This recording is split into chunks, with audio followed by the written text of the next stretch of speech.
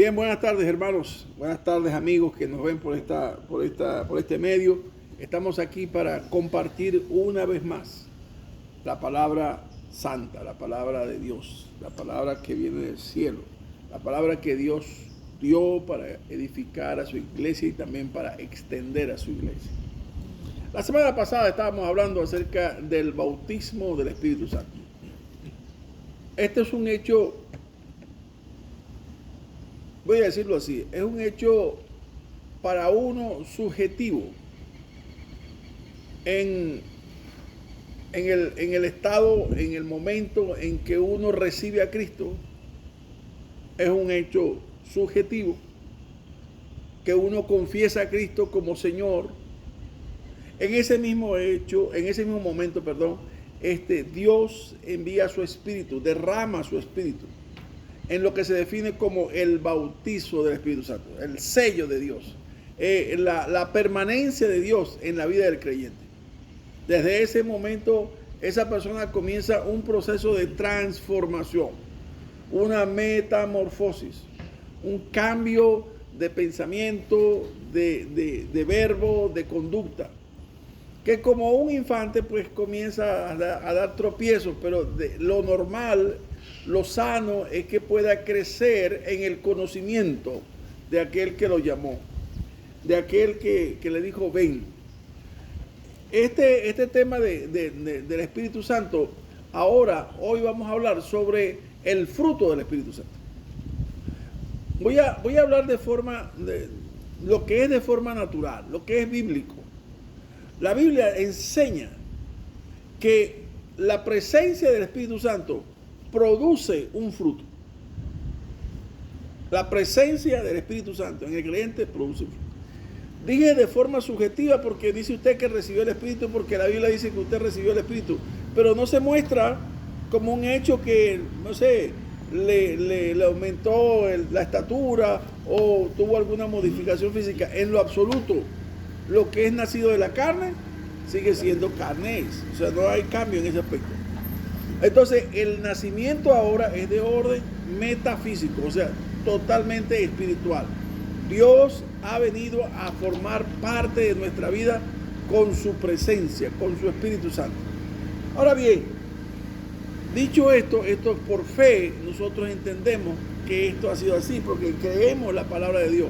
Pero esto que ha sido subjetivo, ahora debe mostrarse de forma objetiva. Los frutos, o mejor dicho, el fruto del Espíritu Santo, la presencia del Espíritu Santo, produce un fruto que tiene 9 aspectos o 9 sabores, como quiera presentarlo. Esta presencia del Espíritu Santo en su vida señala el antes y el después, la nueva vida en Cristo o la novedad de vida en Cristo. Marca la separación que hay entre las tinieblas y la luz, entre la muerte y la vida. La presencia hace un corte inmediato entre lo que éramos y lo que somos ahora. Ante esta quizás cuestionamiento que muchos hermanos se hacían en Roma, Pablo escribió en su carta a los romanos, y dijo en Romanos 6, del 1 al 4, vamos a leerlo con Luis, Romanos 6. Muertos al pecado. ¿Qué pues diremos? ¿Perseveraremos en el pecado para que la gracia abunde? En ninguna manera, porque los que hemos muerto al pecado, ¿cómo viviremos aún en él? ¿O no sabéis que todos los que hemos sido bautizados en Cristo Jesús, hemos sido bautizados en su muerte? Porque somos sepultados juntamente con él para muerte por el bautismo, a fin de que como Cristo resucitó de los muertos por la gloria del Padre, así también nosotros andemos en vida nueva. ¿Sabe? A veces había algunas disyuntivas y se aplicaba este texto al bautizo en agua. Pero el bautizo en agua nunca da o propende novedad de vida.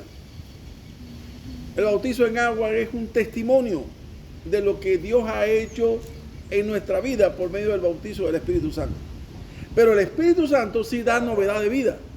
Ahí está la diferencia. Nuestra vida nueva viene desde el momento en que el Espíritu Santo nos tomó como su templo, como su residencia. Dice el Señor, lo leímos la semana pasada en 1 Corintios 3:16, dice, o ignoráis que sois templo y morada del Espíritu de Dios, el cual tenéis de Dios y que no es vuestro. Eso es algo importante que tenemos que saberlo. ¿Sabe? Estamos en un proceso de identidad, de definir una identidad clara. Esa identidad solamente nos la viene dada en el tiempo que venimos creciendo en el conocimiento de Dios. Y nos damos cuenta que realmente lo que dice la Escritura es verdad. Ahora bien, el tema de hoy, les dije que vamos a hablar sobre el bautizo, el fruto del Espíritu Santo. El fruto del Espíritu Santo es una realidad que ahora se tiene que mostrar de forma tangible, medible, percibible. No es algo subjetivo, dejó de ser subjetivo.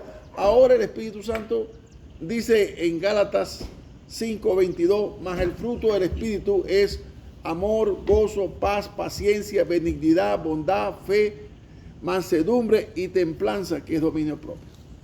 Hoy consideraré solamente los dos primeros aspectos. Uno, el primero de ellos es el amor.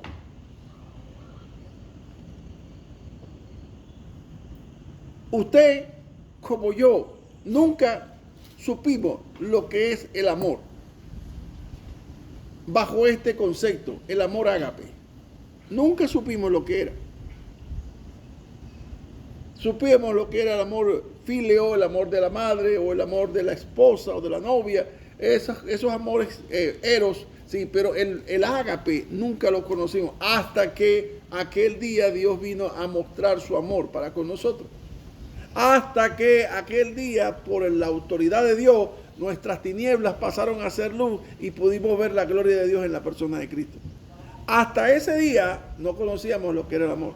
Es más, todavía después de ese día empezamos a conocer progresivamente, como una revelación progresiva de Dios, lo que es el amor, la magnitud del amor de Dios. Jesucristo lo dijo así en Juan 3:16, porque de tal manera amó Dios, de tal manera. O sea, tal es la magnitud del amor de Dios.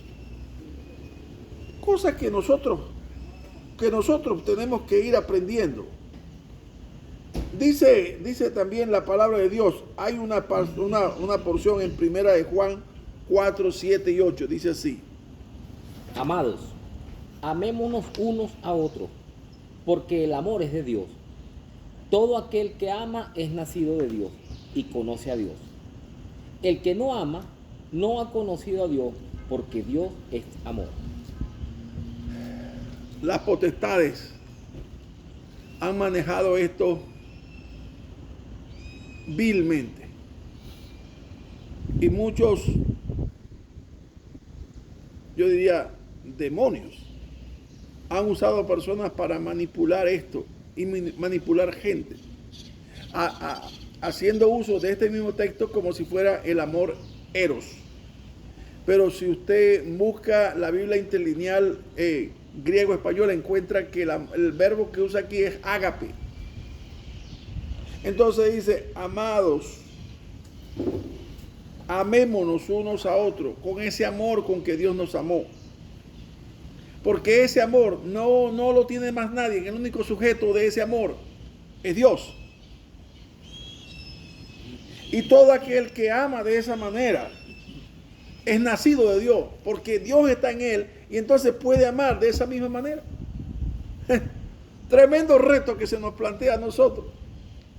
Cuando esta estructura mental nuestra es como esa de ojo por ojo y diente por diente. Ahora dice, tumbe eso. Ahora vas a empezar a entender lo que es amar como tú has sido amado por Dios. Tremendo, tremendo. O sea, vamos caminando en un proceso contra natura, contrario totalmente a nuestra naturaleza. Amar de esa manera es una decisión contra natura. Es un dar contra natura. Pero dice el apóstol Juan, todo aquel que ama es nacido de Dios. Ese elemento que engendró a esa criatura es el amor de Dios. Y además dice, y conoce a Dios. Ahora, lo contrario, por antonomasia dice, y el que no ama, no ha conocido a Dios. O sea, no ha nacido de nuevo.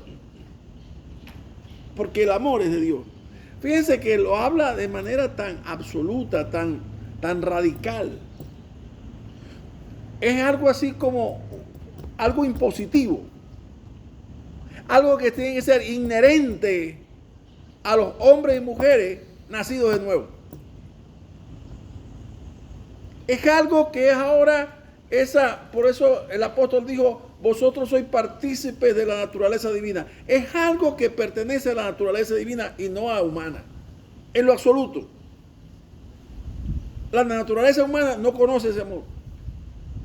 Pero la naturaleza del Espíritu que Él ha hecho morar en nosotros tiene esa facultad, ese tributo transferible. Y Él nos enseña a amar de esa manera. Romanos 5:5. Pablo afirma lo que acabo de decir. Y la esperanza no avergüenza, porque el amor de Dios ha sido derramado en nuestros corazones por el Espíritu Santo que nos fue dado. Óigame bien, ni creyentes ni no creyentes tienen ese amor. Ese amor es del Espíritu que mora en el creyente. Acuérdense, el cual tenéis de Dios y que no es vuestro, el Espíritu Santo. Ahora, el Espíritu Santo, como hablamos la semana pasada, tiene tiene esa misión de glorificar a Cristo. Bueno, a través del amor se glorifica al Hijo. El Hijo dejó un mandamiento a los discípulos. En Juan capítulo 15, verso 10. Si guardareis mis mandamientos, Sí. permaneceréis en mi amor, así como yo he guardado los mandamientos de mi Padre y permanezco en su amor. Y más adelante dice en el verso 12, este es mi mandamiento, que os agapéis unos a otros, como yo os he agapado. Esa es la conjugación del verbo ágape. Yo los he amado sin ningún tipo de interés. Porque nació del Padre traerlos a mí. Acuérdense lo que dice el Señor allá en la oración en el capítulo 17. Todos los que me diste, tuyos eran y me los diste. Y yo les he amado a ellos. Y no me imagino cómo habría sido el caminar de Felipe, de Andrés, de Bartolomé, de Pedro, de Juan, caminando con el Señor. Y el Señor, esta gente que son desobedientes, que no tienen capacidad para entender las cosas que yo le digo. Pero aún así, Él le dijo, yo los amo, los he amado desde el principio. Les he enseñado mi amor. Ahora ustedes lo han visto. ¿Se acuerdan lo que dije al principio? Tangible. Ahora yo les mando que se amen. ¿Por qué tiene que ser una orden si realmente es un fruto? Uno se pregunta, ¿por qué? O ¿cuál es nuestra verdadera naturaleza humana que es contraria a ese amor? O sea, que todo lo que está en mí se yergue para impedir que ese amor fluya. Bueno, si ustedes contrictan al Espíritu, yo se los doy como una orden. O sea, no hay otra forma de glorificar al Hijo, sino de obedeciendo su palabra. Dice, si permanecéis en mis órdenes, o sea, en mi palabra, permaneceréis en mi amor. Hay algo que nosotros debemos siempre de mostrar a todo el que nos rodea. Mire, yo siempre he dicho que mejor es un buen testimonio que una buena prédica. Sí, totalmente, yo se lo digo con toda sinceridad. después de 28 años pastoreando, le digo, mire, mejor es un buen testimonio que una buena predica. Porque el testimonio deja una huella. ¿Me entienden? Impregna la vida de la persona a quien se le ha testificado. Cuando uno da, miren, si hay gente que no se le olvida, esas buenas acciones son los niños. Cuando uno da de su tiempo a un niño, a él no se le olvida. Cuando uno da, yo recuerdo a mi sobrina, que ella era una adolescente, una niña, y ella siempre quería tener una Barbie, pero no tenía condición económica para una Barbie. Y yo dije, yo le voy a regalar una Barbie. Y le regalé una Barbie. Bueno, hoy día es una señora con 2 hijos, ya casi llegando a los 37, 38 años, no sé cuántos tiene ya, pero jamás se le olvida la Barbie. Porque mi tío me regaló una Barbie. Otra sobrina que tengo, una vez se rompió la clavícula y todos se estaban divirtiendo en la casa, pero ella estaba herida en la cama. Y yo pasé un tiempo con ella, no sé, pasándole un pañito ahí en su herida. Hoy día es una señora de más de 40 años y dice, mi tío estuvo conmigo cuando yo estaba sola y me estaba doliendo eso. Amados, el amor tiene que ser real, tangible, no de palabras, sino de hecho. Entonces, el Espíritu Santo está en nosotros para eso, para que ese florezca, ese fruto del Espíritu Santo, sea manifestado el amor de Dios a través nuestro. En segundo lugar,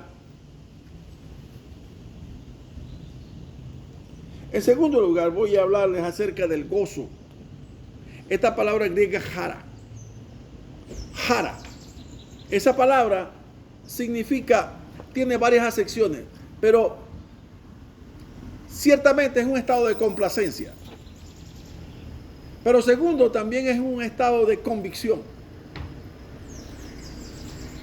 Y tercero, es un estado de seguridad. Véalo desde 3 puntos de vista. Si usted busca el diccionario Strong, usted consigue ahí esas 3 acepciones. El gozo es un estado de complacencia. Ojo, no viene como un estímulo externo que lo hace sentir alegre. No viene de sus miembros, de su carne, sentir gozo. No, eso no viene del hombre. ¿De dónde viene? Del Espíritu Santo. El gozo es de Dios. El gozo es de Dios. El gozo lo disfrutan aquellos que son de Dios. Santiago 1:2. Hermanos míos, tened por sumo gozo cuando os halléis en diversas pruebas. ¿Sabe lo que está diciendo ahí? Tened por sumo gozo cuando halléis en diversas pruebas. Por ejemplo, Pablo y Silas allá en Éfeso. ¿Qué le habían? Le habían roto la espalda con 39 varazos. Seguramente fue. Estaban heridos, de herida abierta. Dice más adelante el texto, refiere que habían heridas. Estaba en lo más profundo de la celda, oscura me imagino, lúgubre, sin lumbre, húmedas. Seguramente tenían los pies puestos en el cepo para que no se movieran. Pero ¿saben qué?